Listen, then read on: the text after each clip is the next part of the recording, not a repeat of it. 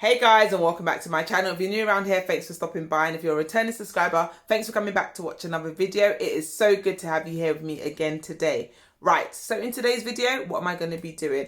I'm going to be bringing you season 3, episode number 3 of my Instagram live series, Tea Money Talks, and I'm joined by a very special guest. Some of you may already know her. She's a fellow YouTuber and finance content creator. Her name is Veronia Spaine, and we're going to be talking all about the topic of financial independence. You know, that's a topic very close to my heart, and it's also one that's very important to Veronia too. So in today's episode, we really spoke about our plans for financial independence, why it's so important, different things that we're trying on our journey to achieve financial independence. So once again, like I say every single week, grab yourself a drink, grab yourself some snacks, and stay tuned for episode number 3 of Tea Money Talk. Oh, perfect.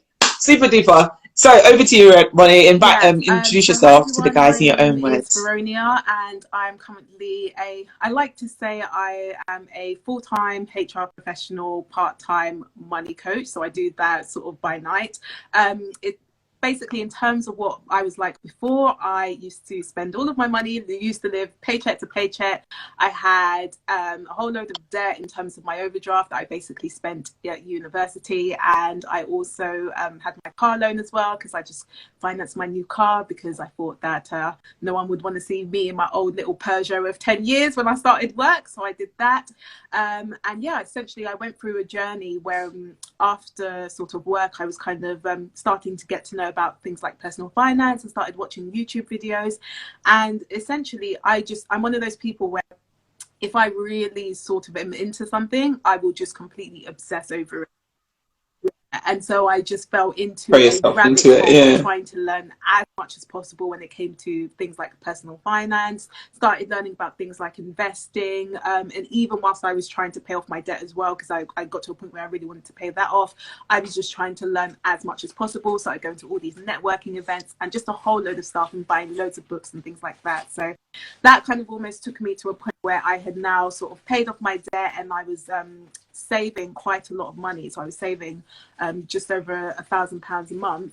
And so essentially it got to a point where I was actually furloughed at work because of the pandemic and everything was happening. And I'd almost kind of thought, well, I've always wanted to do a YouTube channel, but I didn't want to do it whilst I was paying off my debt, because I didn't think I had anything to say, which was definitely not the case. I think I should have probably started my channel sooner, to be honest. But then I thought, well, I'm furloughed now and I have all this time, so I may as well use it. And yeah, just started doing YouTube videos. Felt like it was something that God wanted me to do anyway, because I'd gone through that journey. And yeah, just wanted to share my own journey and encourage others to start focusing on their personal finances, and a bit about their careers as well, because I do also have a HR background. And that's where I've now started working with people, specifically women, really on their personal finances, just because it's something that I'm really passionate about. And I think we should all be working on our personal finances, whatever your background and things like that. So yeah, that's where I'm here today. No, definitely can agree with that. It is so important that we all work on our personal finances. Yes, definitely. 100%. Okay, cool. So that's a bit about you, a bit of an introduction. But before we jump into the main heart of today's conversation about how to plan for financial independence, I like to do a bit of an icebreaker. So it's just a little bit of an icebreaker to kind of calm our nerves. Yeah. And I'm going to actually, to be fair, you've been on before, actually, guys. Brandon's been on with a couple of other finance YouTubers, so you played this game with me before, but we're going to play it again. Yeah. It's the 2 truths and 1 lie, but this time, do a different one from last time, if you can remember what you did last time. To be fair, I can't remember what we did last time anyway. Yeah, neither can I. So yeah, just 2 truths and 1 lie. I'll go first to give you a second to kind of think of something. So my 2 truths would be, oh no, I can't say what they are actually. Sorry, 2 truths and 1 lie. So let me just say 3 things, and then one of them's a lie. So I went to boarding school. I've been on holiday to Nigeria. I have 3 siblings. So what's the truth and what's the lie? No, what are the 2 truths and what's the 1 lie? Boarding school? Oh, okay. Yeah. Yeah. Okay. So I didn't go to boarding school there. Okay, so I come from Nigeria. I used to actually be a hip hop dancer at university. And I am 26 years old.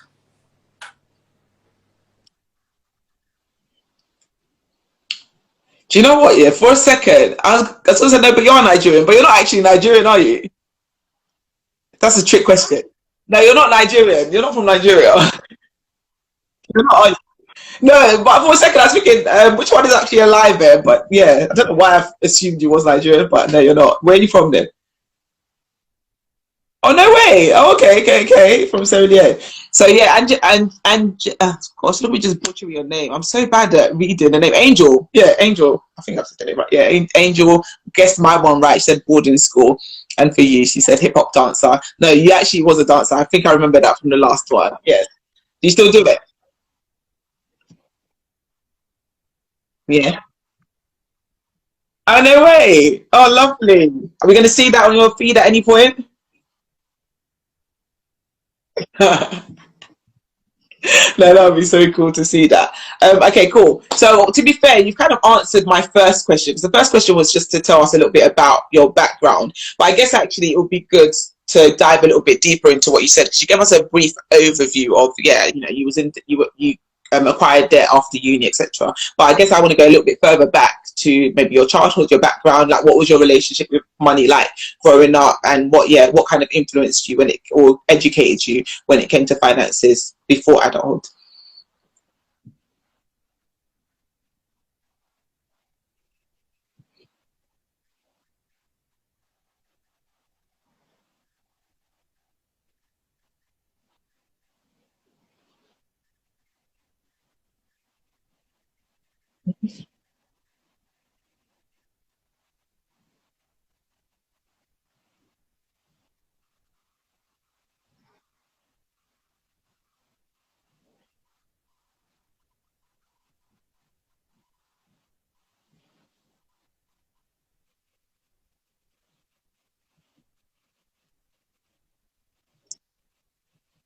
Oh no, yeah, your light just went off. Did that take the sound away?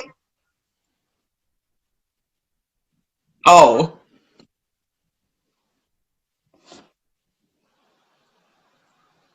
that's so strange. I've never stopped hearing you. That's so weird that nobody can hear. Can you hear? Who can't you hear? You can't hear Veronia. Can you hear me?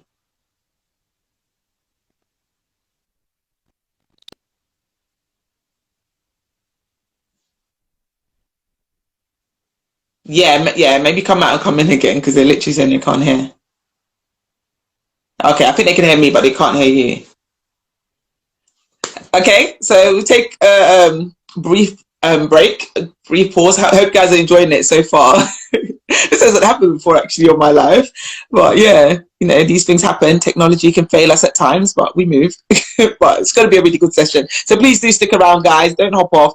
Ronnie's going to come and rejoin us, and we'll get back into it. Hopefully, it works second time. So let's see if it works this time around. Yeah, no, we are going to have this conversation. We're going to talk about financial independence. Technology is not going to stop us. Okay, can you hear me now?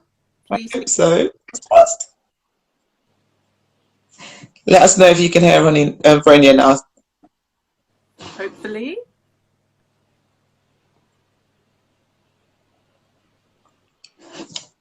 Yes. Oh. Woohoo, we're back. Good stuff. Okay. Sorry, We're sorry, all guys. going for this conversation and it's going to be fantastic. And there's a reason why it's glitching, because somebody doesn't want us to hear these points that are going to be dropping, but we're going to drop them. So let's continue. Yeah. So I guess maybe I should just start from the beginning. So I guess in terms of my childhood, so we'd never really spoken about money. The only thing I knew was just don't get a credit card, basically.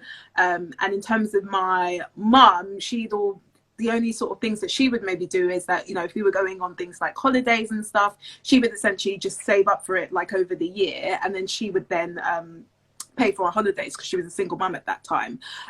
So I'd never really been taught about money. We'd never really had that conversation. But then also I think with her, she'd never really had the conversation with other people anyway. So she didn't really know anyone that was kind of, you know, teaching, you know, you had to invest your money or what you actually should be saving for.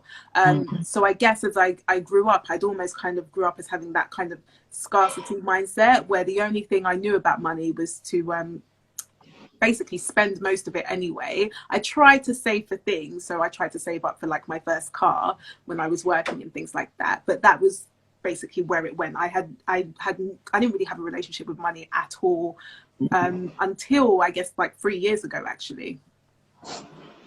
Yeah, so it was 3 years ago. So then what was that turning point for you, actually? I mean, just to know, what was it that made you think, actually, I want to pay off this debt and pursue debt freedom?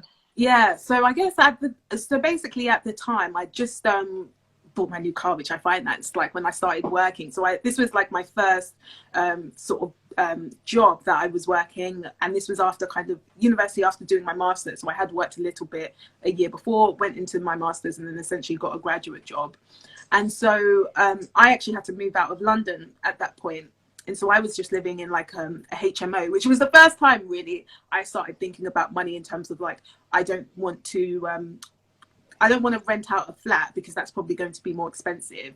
So I decided to live in it's called a house of multiple occupations. So you basically live with other professionals, and it was a lot cheaper. So I was paying about $500 a month, and that included all bills and everything.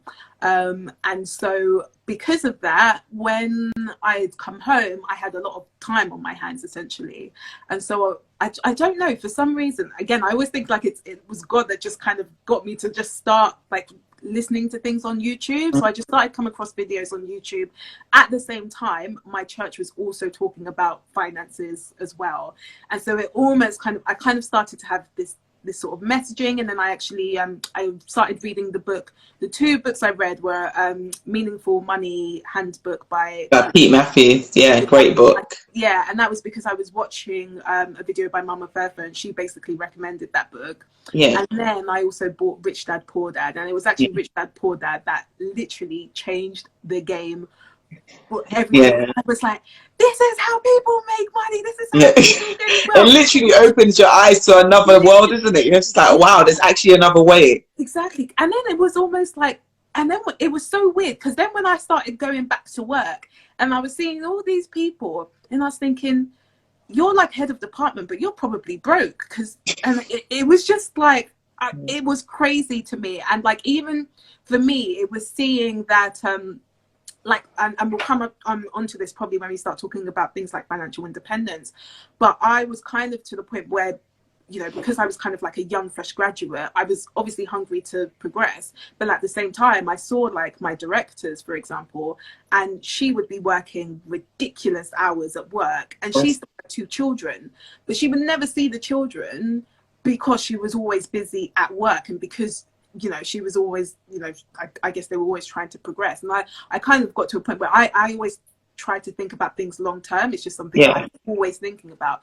And I was like, hold on, do I want to be in her position? That'll be me in 15, 20 years. Yeah, in the next 15 to 20 years, where I'm always trying to grind. I'm always trying to like work all the way up the career ladder. But essentially I have to sacrifice the time that I spend with my future children, essentially. And I didn't necessarily want that. And so I almost kind of thought, okay, what kind of changes do I need to do today to make sure that my tomorrow is very different compared to a lot of other people? And my company always goes through things like restructures as well, where people just get made redundant just like that. And you're almost like, well, you know, even though you could be on 6 figures working for this company, if you get made redundant, you don't have any savings, no emergency fund, no investments, you're kind of screwed. Down to zero. Yeah. So all of that was just starting to compound, and I just went, I need to make a change. And that essentially changed me. And then I realized that actually the debt that I had was basically liabilities, and I had no assets. And when I did my net worth statement for the first time, literally you just saw savings 0, 0, 0, and you just see liabilities minus 16 grand, and I was like, oh my gosh, what am I doing? Yeah. So, yeah. No, that's amazing. And it's amazing that you came to that revelation without it being something really drastic, because for a lot of people it's like there's a camel that breaks the straw that breaks the camel's back. There's that kind of moment, and then they're like, okay, have no other option but to sort it out. But the fact that you just took that initiative before it ended up getting really, really bad for you is absolutely incredible. And I know you did all of that before entering into marriage, which we're not talking about in today's session, but I think that is a really commendable thing that you did doing that as well. Because and I think the the other question I asked myself is particularly when I had these like car payments, because I think my car payments were like £280 a month, which is it looks fine when you know you're getting paid and It's affordable when you can afford it. Yeah. Yeah, like you can afford the monthly payments. But especially because my company was doing a restructure, I was like, hold on, if I'd have got redundant now, how would I have been? How would I have been that able to make 280 is going to be harder to find. Yeah, exactly. Yeah. And essentially, even before the day before, actually, I went to get my new car. I ended up getting into a car accident where my old car got totally written off, and I was almost like, if this was my new car now, I'd still have to make those payments. Of course. But I still need to I essentially would have needed to find a new car. And so all these things just started putting things into perspective. And I just went, I need to make a change. No, I love that. And it's, an amazing change you have made, because in the space of what, a year, 2 years? No, it's about a year since you started your channel and you paid off the debt. And just to look at where you are financially a year later, it's absolutely incredible. And it just goes to show, when you have that long-term focus, you're intentional with your money, you can really achieve a lot. So, no, hats off to you. But financial independence, that's what we're here to talk about. That's what the people want to know about. So I guess just to kick it off, just for those that don't know what financial independence is, or they kind of have an idea but are not too sure, in your own words, how would you explain financial independence and what does it mean to you? Yeah, so I kind of almost see financial independence as like, there's a numbers version and then there's almost kind of like a lifestyle version. So with financial independence, if you're looking at numbers, essentially what you're trying to do is basically not having to trade time for money, which is where you start to hear about things like passive income. But essentially, once your assets or your investments pay for your at least your essential costs, you are technically financially independent. And then I almost think like the next level is things like financial freedom, is where like your investments really start to pay for your desired lifestyle. Yeah, you think about like the holidays that you want to go to. But let's say, for example, if my essential costs come to about £2,000 a month, which is about £24,000 a year, essentially what experts tend to say is, once you've got 25 times your annual expenses, you are therefore financially independent. So if I have £600,000 or dollars in my portfolio, I would technically be financially independent. So that's kind of like the first part.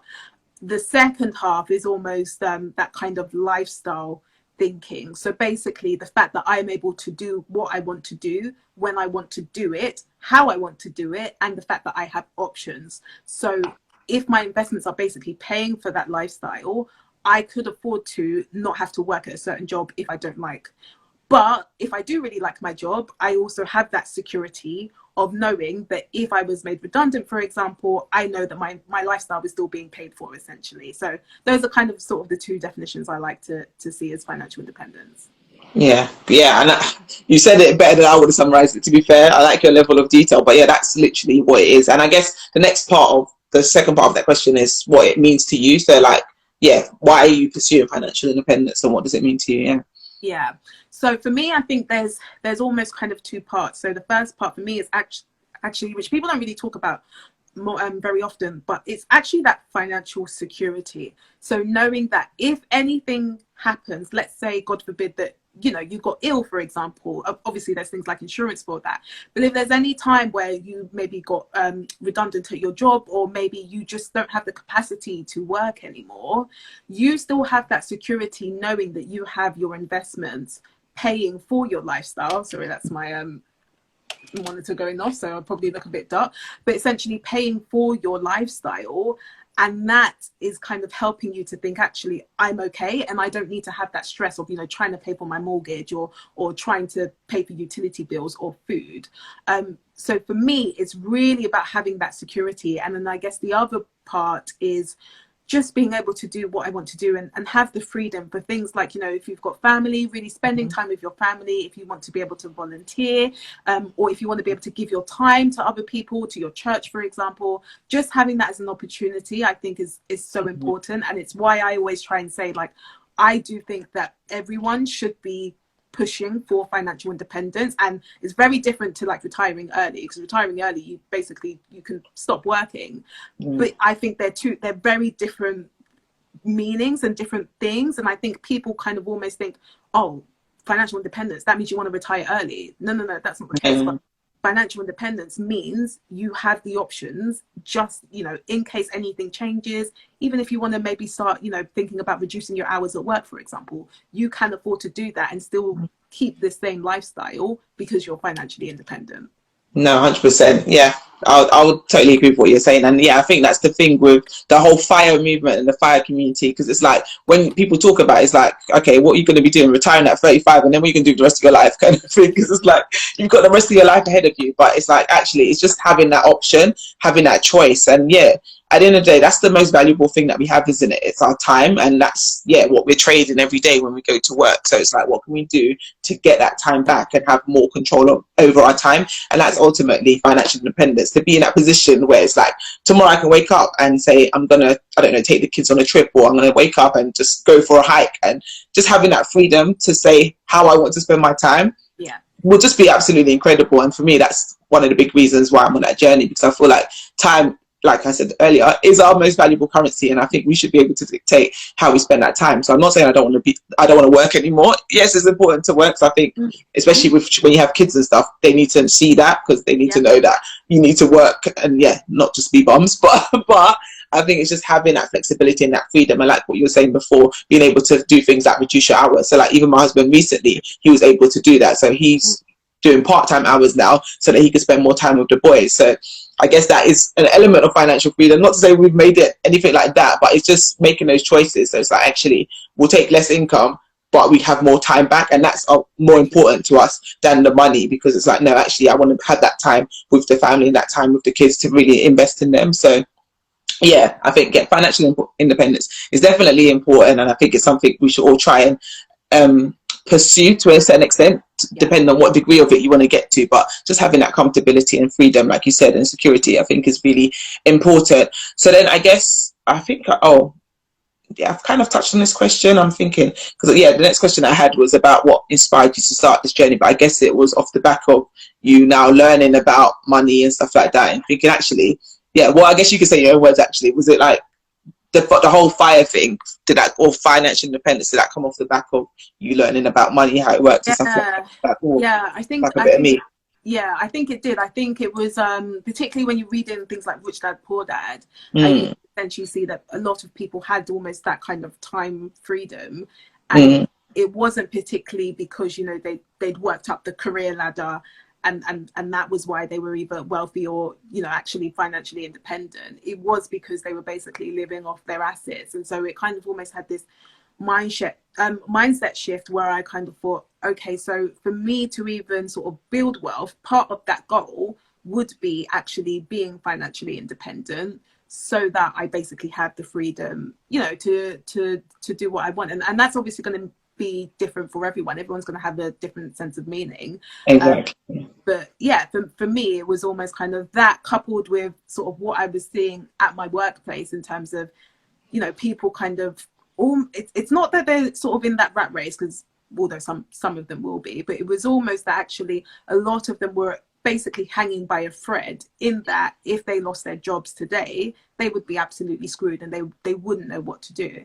And I did not want to be in that position. I would want to be in a position where, you know, I love my job and I love what I do, but if they told me the next day that I'm being made redundant, I'd be like, fine, that's great, because I've got my assets paying for my lifestyle anyway. Then I'll take my time. I might take a career break or take my time finding something else. But it's just, again, having that security, knowing that your lifestyle is paid for and you're not having to go to work just to pay bills, because actually a lot of people go to work just to pay bills. 100%. I know I did for many years. That was literally it. You work to pay bills, and then wait to get paid again, and then this is the same never-ending cycle, I guess. So then, okay, so we've spoken about financial independence, and I hope you guys listening in or watching the replay can be sold on the idea, like, yes, I want to pursue this. So how do they do it? Like, how would you suggest someone go about starting? Like, what are the steps? What's the process?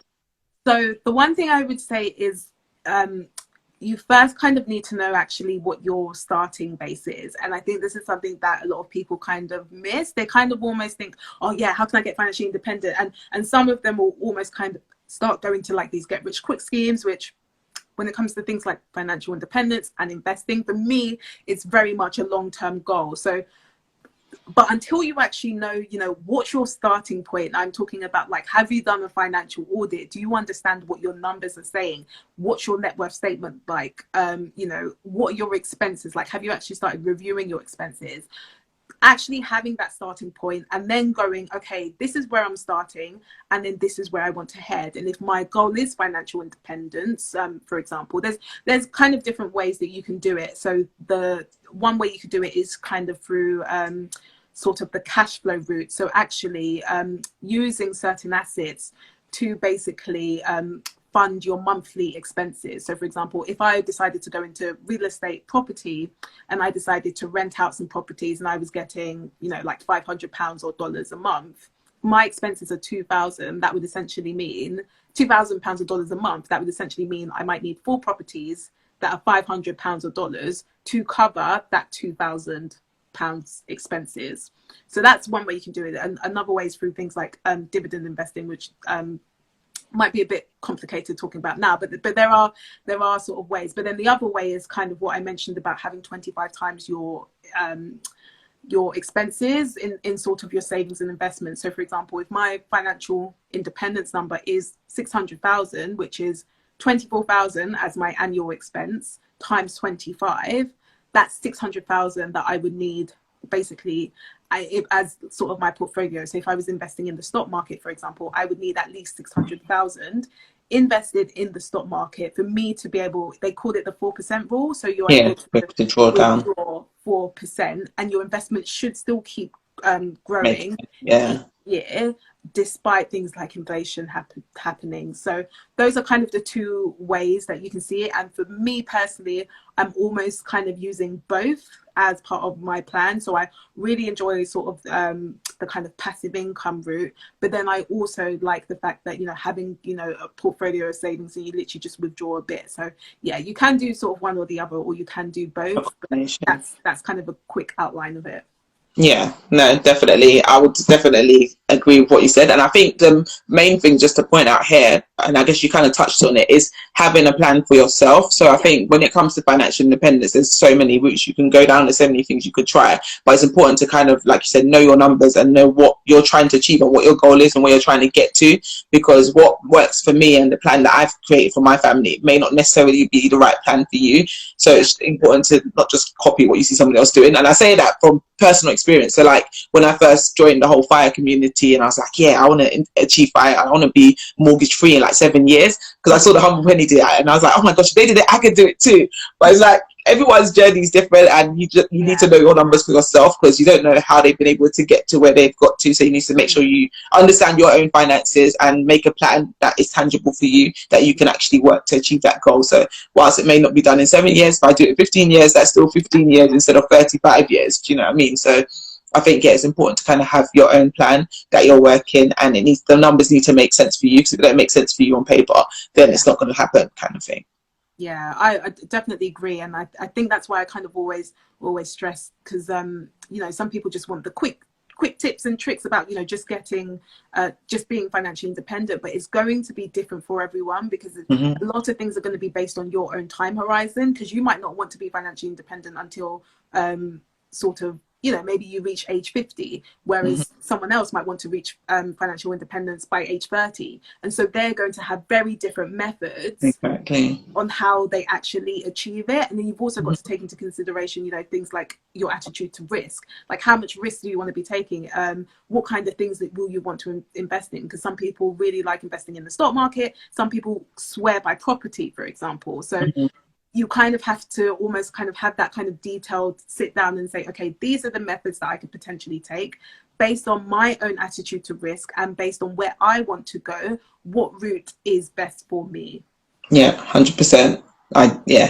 Totally agree with what you've just said there. Yeah, it's important to find a path that makes the most sense for you, and don't just copy someone else's path, because everyone's path and journey in this life full stop is unique, isn't it? So on this FIRE journey equally is a unique one. So it's important to have that plan and work that plan. Yeah, so I guess that's an important thing to do as well. Have that plan and work it. So yeah, it's only going to work if you stick to it consistently. So I think, yeah, it's one thing saying, you know, I want to be financially independent, but is your is the way you're handling your money reflecting that? So yeah, it's important that you're kind of managing the money in line with what you're trying to get to financially, I think.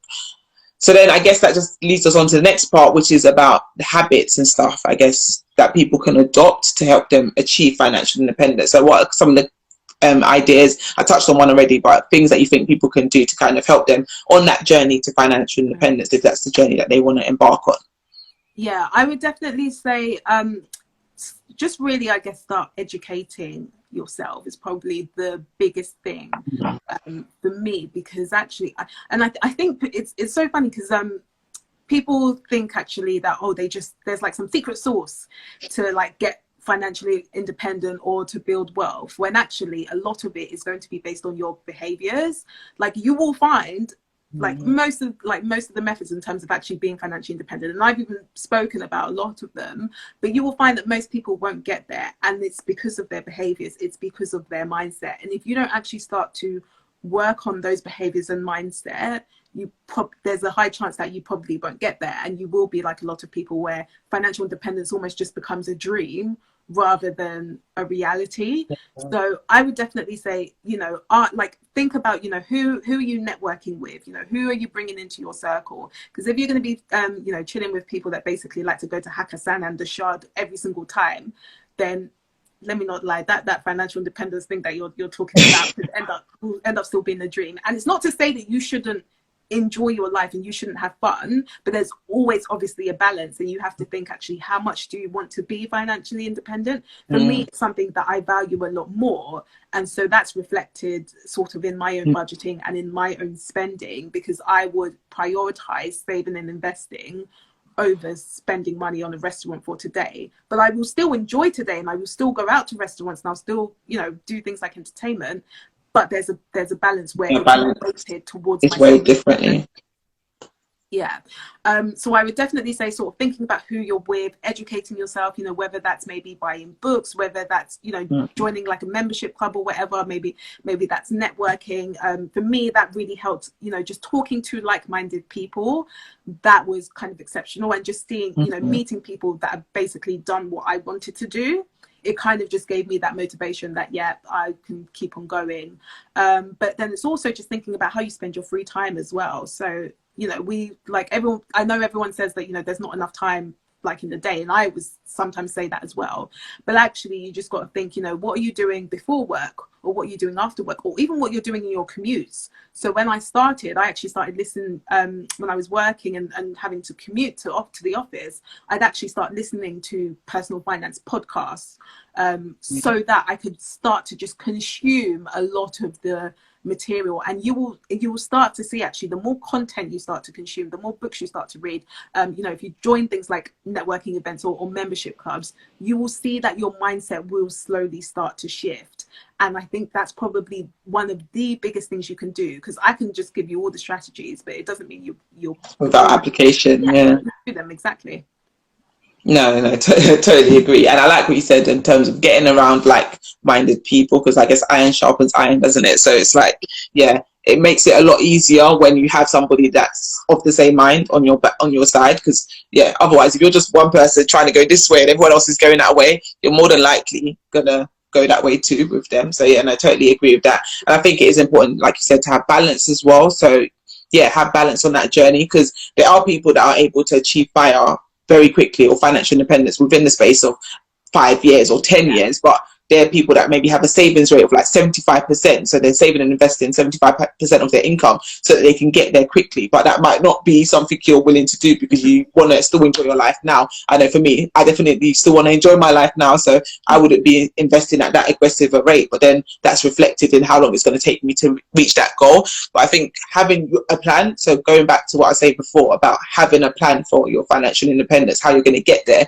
will really help you stay the course. Because I guess when you don't know where you're going, how are you going to know when you get there? But if you have a plan and a course of action that you're following, it's like, okay, this is where I'm going. So then it makes it easier to make certain decisions, because you know that actually me saying yes here means that I'm saying no over there. And just, yeah, being intentional and mindful with that plan that you have, I think it makes it a lot easier on that journey. And I think another thing that's going to help if you want to achieve financial independence is living below your means. So it's one thing living at your means, which I basically did for many, many years until I started living above my means and ended up in a lot of debt. But I think if you really want to achieve that financial independence, you're going to have to spend less than you earn. So if you don't want to reduce your lifestyle, then you're going to have to get your income up, like significantly up. But then when you do get it significantly up, you can't keep letting your lifestyle creep in the same trajectory as it. It's like, no, the income needs to go up, and then your spending needs to be at a comfortable position for you, so that that gap is then when you can invest. So yeah, that's one thing to, I think about. What else did I have noted down?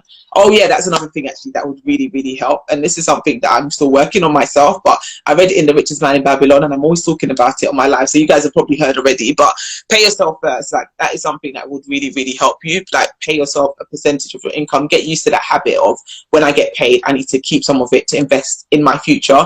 And if it is financial independence that you're pursuing, invest in that. But even if it's not financial independence, just in general, you want to have some of your money invested for your tomorrow, because yes, we don't know how long we're going to be here, but we don't know how long we're going to be here. So we do need to still plan at the same time for the future. So yeah, I think that would definitely help. That paying yourself first, paying yourself a percentage, and not just spending everything that you earn, will definitely help you on that financial independence journey. I think writing the vision and making it plain also helps as well. So I think having that goal written down, having like visualization literally of where you want to be in 5 years time, where you want to be in 10 years time, where the lifestyle you actually want to live, like the reality that you want for yourself, the future that you want for yourself, literally write it down and make it plain. And yeah, that really helps you as well, keeps you motivated and inspired, I think, on that financial independence journey, because it's not an easy journey, let me not lie. There's temptations left, right, center, everywhere you turn. Like, being on Instagram alone, it's temptation upon temptation.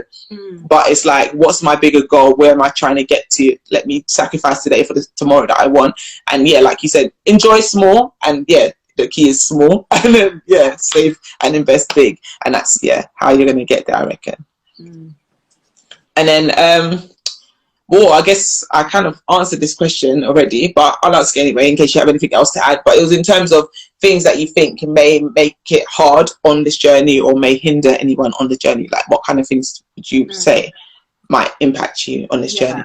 I think it's almost kind of knowing that the majority of people that are probably around you aren't on the journey.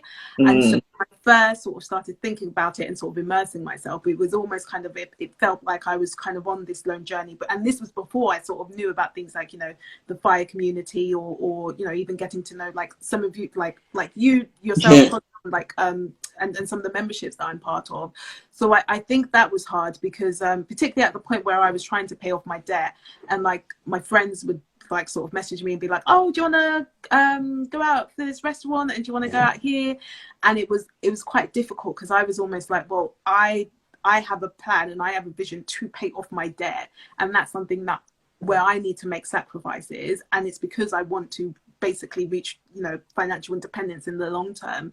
And so actually having to navigate that was quite difficult. I mean, for me, it was a little bit easier because I'd actually moved away for work. So I almost had to be like, oh, well, I live a bit far, so we're going to have to, move that. I'll be able to come, you know, in a couple of months. So that actually really helped, because I think in London, oh my gosh, this would have been difficult. But even just small things, like even at work, you know, when they say like, oh, do you want to go for work drinks? They're like, oh, should I buy you a drink? And I'm like, I don't want to buy you a drink. I don't want to be spending money like that. And you kind of, and the reason why, and it wasn't because I was like trying to be like stingy or anything. It was genuinely just because like I knew that I had a goal of, at least in the short term, the first thing I wanted to do was pay off my debt. And I knew that that was just such a big thing in my head. I was trying to attack it as much as possible. And so I didn't want to still be overspending in certain areas. And like, when I would have my budget, I'd be like, okay, I'm going to probably go out, you know, a couple of times, or like 3 or 4 times. But if then someone says, you know, oh, do you want to go out for drinks and things like that, and that's not planned for, I'm like, it's not in my budget. So I think just navigating that was a little bit difficult. And for me, I was lucky in that my husband now, but my partner, he was already naturally a saver anyway. And so I think for me, it was a bit easier for him because he, like, it kind of made sense for me. He didn't really like that I was in debt in the first place. Yeah. So it was a bit easier where we would have, you know, if we were doing things like date night was at home. So it was just kind of, that was easier. But then when it came to like your kind of other friends and work colleagues, that's where it was a bit more difficult, where people could just spend money like it's tomorrow. And I was like, I'm not trying to do that. I'm not involved. No, fair enough. Yeah, no, I think definitely, and yeah, just not trying to keep up, I think, is another thing that will kind of help you. So don't watch what other people are doing too much. Like, literally face your front. I always say it, but face your front and focus on where you're trying to get to, and don't be too distracted by what other people are doing, because that will impact you. When they have the words, shall we split the bill? And you've gone and bought one starter and eaten at home, and then Listen, 1 3-course meal as well. Like, yeah, serve them round, they'll be doing, and it's like, I only order chips here, like that's all I've ordered, chips and water. I've been there too many times, so it's like, okay, this is awkward now, guys. Yeah. What was that? I've got a small Saturday job. It's my first step towards come on, that's it. Love it. Congrats. Yeah, no, love that. Yeah, if you can do that, definitely. Why not? Like, it will definitely help you on that financial journey, getting extra income streams going. Because that definitely helps. And I guess I'm just looking at the time actually, because I've got quite a few more questions actually on here. And I guess let me skip this one. Yeah, I'm gonna skip to the next one actually. Couple last questions before I let you go, because I know it's late. This is a late one actually. Gosh, I go to bed at 10 o'clock, so it's literally after this I'm going straight to bed. I'm such an old woman. No, but yeah. Second to last question. That's actually funny. You go to bed at 10 as well. Yeah, 100%. But I wake up at 5 as well. So, and you wake up at 5 basically as well. 4:30 now. Yeah. Wow. Yeah. 4. For the past 3 weeks anyway. It's still early days, but it's getting easier actually. It does, yeah. Yeah, no, 5 a.m. club, definitely. It's good. But so next question, or second to last question, was just in terms of advice that you'd give anybody that's saying that they want to get started, like, I guess words of encouragement, or what would you say to somebody that's saying, I want to get started on the financial independence journey? Like, I would probably say that you kind of need to, again, I think it's a whole sort of mindset thing, and just knowing that, okay, this is going to be a tough journey, and almost just questioning yourself in terms of, how much do you want this, and are you willing or prepared to make sacrifices today to be able to learn and actually start changing your lifestyle for your future. Because I'm not gonna lie, like, I'm not gonna sit here and say it's easy, but even actually the habits that you probably develop, even if you weren't working towards financial independence, I think it's still really important anyway. And like you mentioned, Tolu, about, actually not, living way beyond your means, and actually, putting money, towards like your savings and investments, and actually setting that financial foundation is so important. And I think that's almost kind of the first thing that I would say, because I think I kind of get a bit cautious when people are like, oh, I want to start investing because I've been told you need to be investing when it comes to financial independence. But if you're in 50 grand credit card debt, no. For you, yeah. You got to walk before you run. And so you've almost got to set that financial foundation first and think about, okay, again, where am I at currently? How many assets do I have versus liabilities? If I have liabilities, do I need to be paying that off as soon as possible? And if I don't, okay, now I can start to think about, okay, do I have like a rainy day fund? If I do, great. Now I can start to think about actually accelerating my progress and then thinking about investing. But I think you almost want to first set that financial foundation first. And that's why I'm always kind of stressing about, the kind of budgeting or spending plan, as people like to say, because people don't like the words budgeting. I like the word budgeting. Budgeting, yeah. Smart people budget. Yeah, that's yeah, exactly. That's just me. But being able to actually set those habits even before you start increasing your income, because I think a lot of people, again, that's another mistake where people say, oh, I need to be increasing my income before I start saving money, when it's like, no. Yeah. You build the habits first, because otherwise what will end up happening is you get that income and then suddenly your expenses increase. Yeah, and like you mentioned, that lifestyle creep just happening just like that. So it's Easily. almost, yeah, again, setting that financial foundation, knowing, you know, what your numbers are, no matter how scary it is. And then from there, almost kind of then again thinking about your game plan to say, okay, what am I going to do once I've set this financial foundation? How am I now going to start thinking about, okay, achieving financial independence? No, 100%. I like what you said there. Foundation is so, Yeah, so critical. It's so crucial. And that's why I say to people all the time when they're like exactly the same thing, like, I want to start investing or all these things. It's like, no, look, let's get the foundation right and then we can build, because otherwise we're just going to build and then the whole thing's going to come crumbling down yeah, anyway. So it's like, no, let's establish the foundation things in place first. And I think also it's important to be really clear on your why, like why financial independence? Why am I on this financial journey? Why am I trying to achieve these financial goals? Because I think sometimes it's very easy to start well, but then self-motivation, it dwindles very quickly, or that excitement that you have is like, oh yeah, I'm going to do this. You learn this new thing and you're going to apply it. But it's like, what do you do after that motivation is gone, or after you don't really feel like doing it today, or, you know, that friend has invited you on holiday, you haven't been away for a while. Like, it's what do you do then? So when you have a strong enough why and a strong enough reason and purpose behind what you're doing, it's easier to then stay the course. But I think when it's not a strong enough reason, it's like very easy to then succumb to peer pressure and just succumb to life, really. So I think that's really important to get clear on your why you're doing what you're trying to do, and just having like you saying before, in terms of having a clear plan and just getting the basics in place, getting that financial foundation in place, getting clear on your numbers, knowing your numbers, having that budget.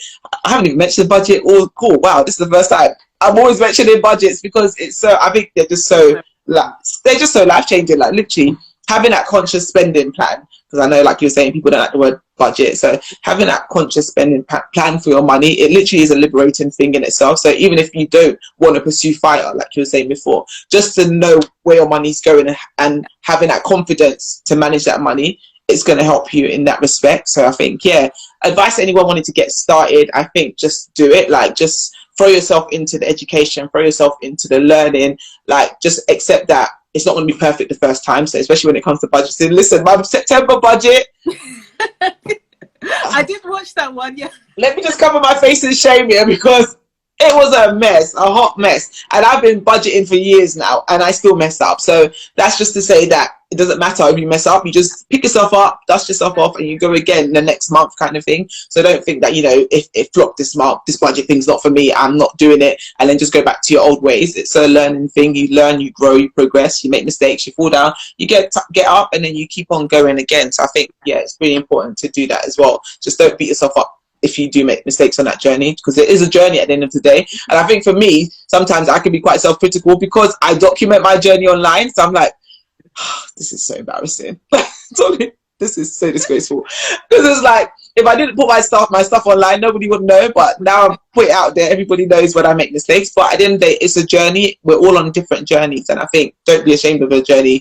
Just, don't beat yourself up if you make mistakes. You fall down and just keep it moving. So that would be my encouragement to anybody wanting to get started. Like we were saying before, even if it's not fire you're pursuing, just in general, wanting to be good with your money and break that payday to payday cycle. So I think that's something that I'm really passionate about helping people with, is breaking that cycle. Because we work so hard to just all our money just to be going every month on bills and life. Why? Like, we shouldn't have to have money worries when we work all the time. It just doesn't make sense. So I think, really learning how to break that cycle is something that I think we really, really should be pursuing and trying to do. And I guess the last thing then is just resources. Like, okay, yes, thanks guys for all of this information on fire. What should I do next? What's the next steps? Where should I go? What would you advise? What would you say? Recommendations?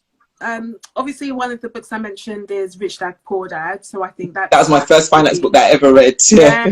Really good sort of foundation. And obviously there's things like YouTube channels as well. I mean, like, myself, obviously let's plug our channels. Shout out our channel. So Veronia Spaine, if you're not subscribed to my channel, then and Tolly Frimpong as well, she got a channel. Subscribe.